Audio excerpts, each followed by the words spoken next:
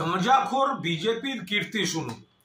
এই শুভেন্দু, দিলীপ ঘোষ সকলকে তো এখন এসব জবাব দিতে হবে এই গাঁজা টাঁজা নিয়ে।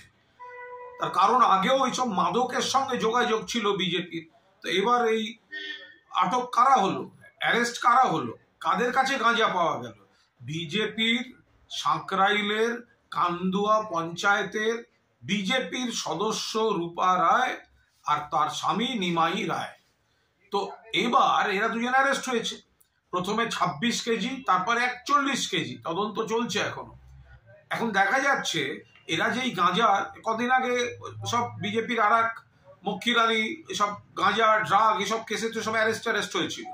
তো এখন দেখা যাচ্ছে এদের সঙ্গে আবার শুভেন্দুর ছবি, আবার বিজেপির শীর্ষ নেতাদের ছবি। তাহলে শুভেন্দু, তুমি কি গাঁজাটাও বাদ দিচ্ছ না? চোখ ফোক দেখলে যা মনে হচ্ছে এখন, ওই যখন লাপায় তার কি গাঁজার এফেক্ট আমি জানি না। এতো মানে ব্লাড টেস্ট হওয়া দরকার, কারণ বিজেপির নেতা নেত্রীদের কাছ থেকে গাঁজা পাওয়া যাচ্ছে আর শুভেন্দু এক টানেতে যেমন তেমন বলে লাফাচ্ছে।